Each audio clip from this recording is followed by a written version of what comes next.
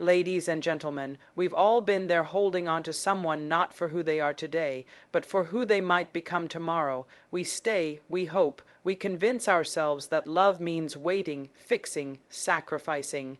But somewhere along the line, we forget that peace is not found in potential, it's found in presence, in the now, in reality. Romanticizing potential is like building a house on clouds, beautiful in the mind, but impossible to live in. It keeps us stuck in cycles hoping they'll communicate better, show up for us, love us the way we deserve, and we hold on, thinking maybe our love will inspire their growth, maybe our patience will be the key. Maybe they'll wake up one day and finally see us the way we see them. But the truth is, you can't date a version of someone that only exists in your imagination. Potential is a promise with no guarantee. It's not who they are, it's who they could be if they healed, if they tried, if they wanted the same things. But peace doesn't wait for maybes. Peace isn't found in the future. It's found in the quiet comfort of mutual effort, clear intentions, and emotional safety. Peace doesn't need fixing. It doesn't feel like walking on eggshells. It doesn't demand that you shrink yourself to keep the other person comfortable. We need to stop glamorizing the struggle. Stop confusing emotional chaos with passion. Stop mistaking inconsistency for mystery. A healthy love will never ask you to betray your peace to prove your loyalty. Your worth is not in your ability to endure, it's in your ability to walk away from what hurts and move towards what heals. Peace is not boring. Peace is freedom. Peace is knowing you don't have to earn love by suffering. Peace is choosing yourself even when it breaks your heart, because you're not hard to love, you've just been loving people who are hard on you. So let's stop waiting for potential. Let's start honoring our present. Let's choose the kind of love that doesn't keep us anxious, waiting, and wounded. Let's choose peace not just in our relationships, but in our hearts. We often fall in love with the idea of what someone could be instead of accepting who they are right now. We project our desires, our hopes, and our dreams onto them, mistaking that for real love. We see glimpses of kindness, potential, or emotional depth and hold onto those moments like they are the whole picture. But the truth is, potential is not a promise, it's a projection, and one that lives entirely in our minds. It's easy to get swept up in imagining how things might be if only they tried harder, communicated more, or healed their wounds. We build castles out of possibilities and convince ourselves we're living in reality. This illusion becomes so comforting that we ignore the discomfort in the present. We tolerate confusion, mixed signals, and emotional neglect because we believe that just around the corner, everything will be better. We start overvaluing small improvements as big milestones. We romanticize effort that isn't consistent.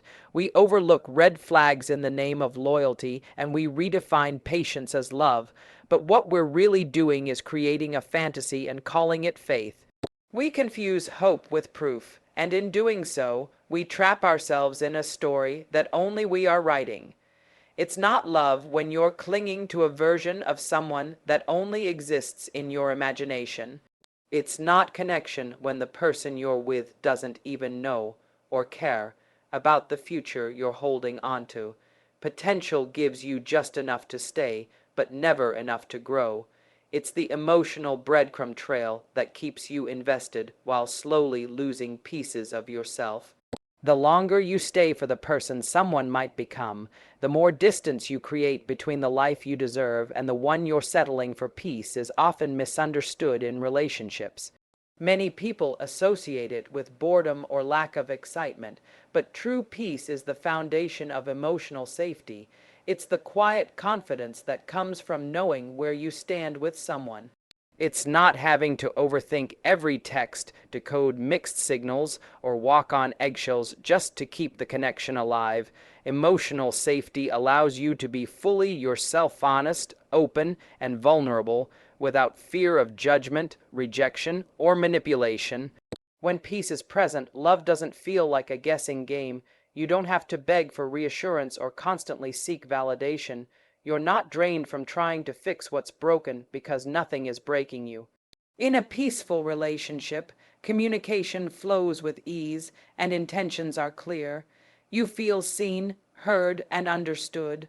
There's no competition, no power struggle, no emotional roller coaster disguised as passion. Instead of highs and lows that leave you emotionally exhausted, there's a steady rhythm that brings comfort and security. You're not questioning your worth or your place in someone's life. You're not wondering if today will be different or if you'll finally get the version of them you've been hoping for. Chaos might feel familiar if you've been conditioned to associate it with love, but peace is where healing begins. It's where you learn that love isn't supposed to hurt, confuse, or deplete you. When someone brings peace, they bring clarity. They show up consistently, not just when it's convenient. They take accountability, not just make excuses. You begin to understand that love isn't supposed to be hard to hold on to when it's real. Peace doesn't demand you shrink yourself or silence your needs. It doesn't punish you for expressing your truth or push you to earn love through suffering. Love is not a project, and you are not a fixer. Somewhere along the way, many of us started believing that love means healing someone, proving our loyalty through patience, and tolerating emotional wounds that aren't ours to carry. But love should never require you to become someone else's therapist, savior, or emotional crutch. When you constantly try to fix someone, you shift from being a partner to being a caretaker, and that imbalance becomes the foundation of the relationship. It drains your energy, clouds your clarity, and creates a dynamic where you feel responsible for their growth, their healing, and their happiness. You start blaming yourself when they don't change, thinking maybe if you loved them more, they would try harder. But that's not love. It's emotional labor disguised as devotion. You may see their pain, their trauma, and their broken parts, and you may want to help. But there's a difference between supporting someone and sacrificing yourself to save them. You're allowed to love people and still choose not to carry their burdens as your own. You're allowed to walk away when the weight of trying to fix them becomes too heavy. The right person won't need you to constantly prove your value by tolerating mistreatment. They won't use their wounds as an excuse to hurt you. You don't owe anyone your peace just because you understand their pain. It's not your job to teach someone how to love you while you're starving for the same love in return. True connection is rooted in reciprocity, not rescue missions. Healing must be a personal journey, not a shared obligation. When love is real, you grow together, not because one person is dragging the other toward change, but because both are doing the work on their own and choosing to meet in the middle. We often hold on to relationships not because they're good for us, but because we keep hoping they will become what we need. We latch onto the idea that if we wait a little longer or try a little harder, the other person will finally change. But there's a danger in building your future on a foundation of maybes. Maybe they'll commit. Maybe they'll communicate better. Maybe they'll grow up. These maybes become the reasons we stay, even when our needs are unmet and our peace is disturbed. We start living in the future instead of the present, clinging to moments of hope instead of patterns of reality. But patterns matter more than potential. What someone does consistently says far more than what they promise when emotions are high. If someone constantly leaves you confused, anxious, or unsure, that's the reality, not the sweet words they say when you threaten to walk away. Honor what's real and consistent. Look at how they show up, not how they say they might. Actions, not intentions, define a relationship's truth. You deserve to feel chosen, not tolerated. You deserve clarity, not confusion. You deserve someone who meets you where you are, not someone you have to chase into alignment. It's easy to make excuses for people we love. It's tempting to believe that our patience and loyalty will eventually pay off. But love should never feel like a waiting game. If someone truly values you, you won't have to convince them of your worth or beg them to meet your emotional needs. You don't have to gamble your heart on potential.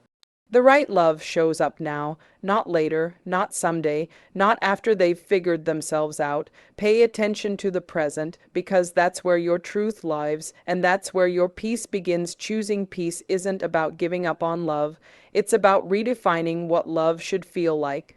For too long, many people have confused chaos with passion and instability with intensity. They've believed that if something doesn't hurt a little, it must not be real. But peace is not the absence of love, it is the evidence of it. When you choose peace, you are choosing to honor your boundaries, protect your emotional well-being, and stop normalizing relationships that drain you.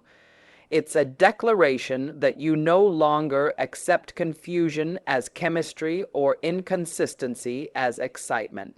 Choosing peace means walking away from people who make love feel like a battle you have to keep fighting to prove your worth. It's realizing that being in love with someone who cannot meet you with the same energy, effort, and emotional maturity is not a reflection of your shortcomings. It's understanding that you are not hard to love, but that some people are simply not ready to love in the way you need. Peace is a form of self-respect. It's knowing that love doesn't have to hurt in order to be deep. It doesn't have to come with anxiety, sleepless nights, or endless overthinking. You don't have to stay in relationships that demand you shrink, settle, or stay silent. You don't have to teach someone how to treat you while being mistreated. When you choose peace, you choose clarity over chaos, stability over stress, and healing over holding on. You recognize that the right love won't make you question your value, your sanity, or your sense of self. You begin to understand that walking away from something that feels familiar but painful is not weakness, it's wisdom. You stop trying to earn love by enduring pain and start realizing that you are already enough